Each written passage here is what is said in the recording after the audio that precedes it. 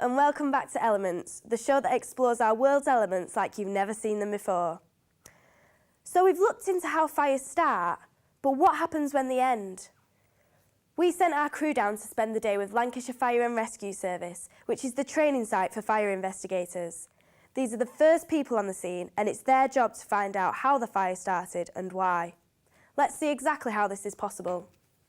I'm Steve Andrews. I'm a lecturer in forensic fire investigation here at the University of Central Lancashire, and I'm a consultant fire investigator with Fire Investigations UK. At the Lancashire Fire and Rescue Service Fire Training Centre, we were doing full-scale furnished room fires for the purpose of teaching fire investigation practical skills to fire investigation officers. What we did in the two room burns was set up two realistic fire scenarios. The first was a bed sit in which we had typical domestic furnishings which we set on fire using a realistic ignition source.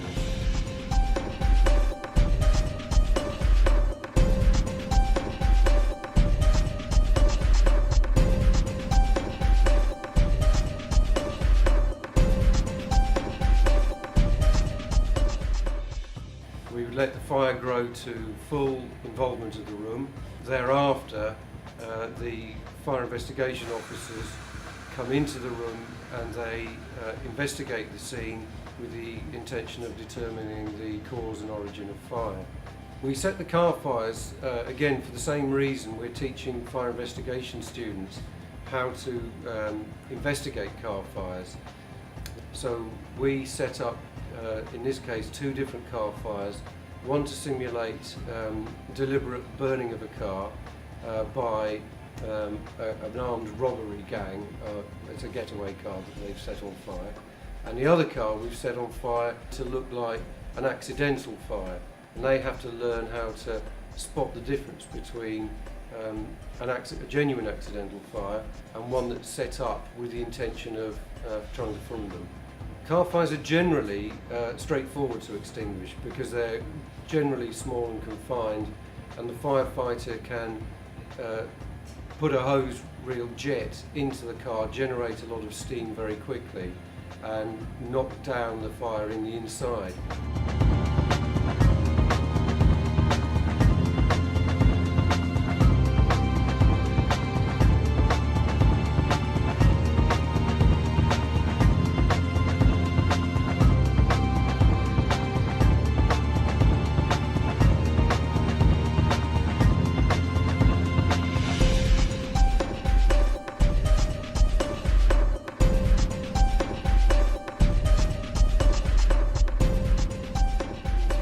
One of the two cars on this occasion, the steering wheel was made of a magnesium alloy.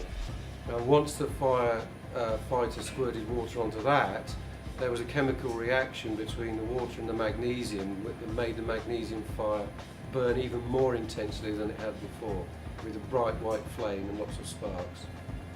Window breakage in fires is very important from the point of view of fire investigation and indeed fire development.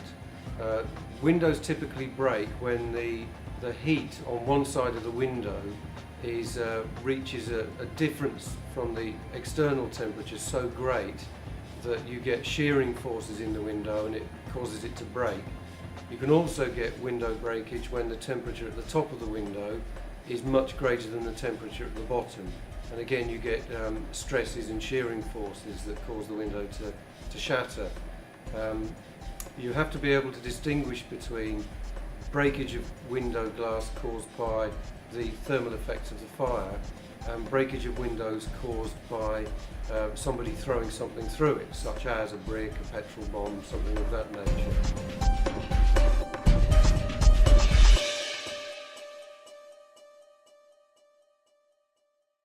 Now, the Lancashire Fire and Rescue Service are all too aware of the dangers of fire.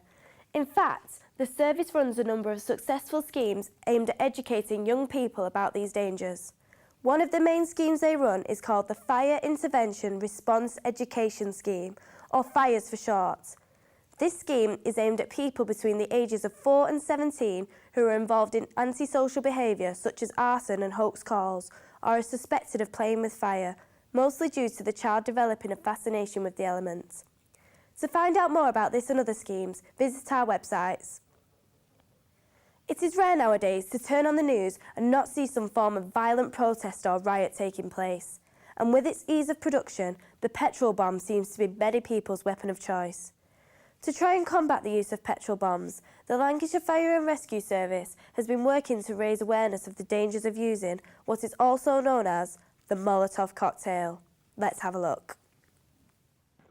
The government of a comfortable majority and leaves it with a majority perhaps of as few as 4 or 5 MPs. That shows you the depth of opposition inside the Parliament, and then there's the opposition outside. Now, there have been very ugly scenes indeed this evening, all too familiar scenes really, as tens of thousands gathered on the square here in central Athens outside Parliament, many of them throwing petrol bombs at the riot police, who responded with several volleys of tear gas.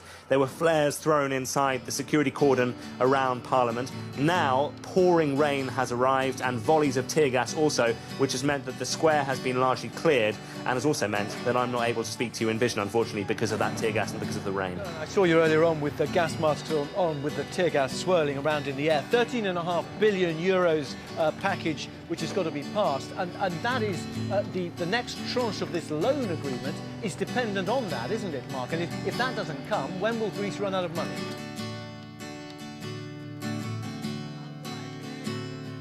The aftermath of an attack on protesters in the Egyptian capital, which left at least 15 people injured. Tents and medical equipment were burnt as unknown attackers threw petrol bombs at the camp outside the presidential palace in Cairo. Witnesses say a makeshift medical clinic was burnt down. 2011, Britain's superstructure collapsed. By midnight, it was clear that the police and the government had lost control. For one night at least, delinquent anarchy had proved more powerful than fellowship and bureaucracy. On Monday afternoon, the shock boarded up, it was clear that all much needed.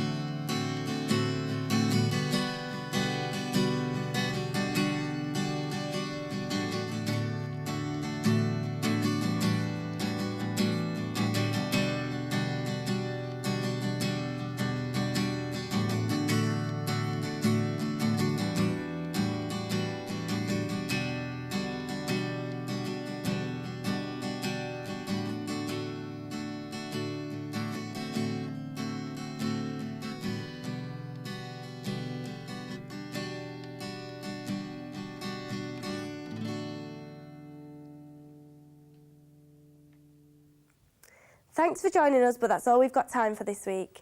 Join us next time when we'll be looking into another one of the world's fascinating elements.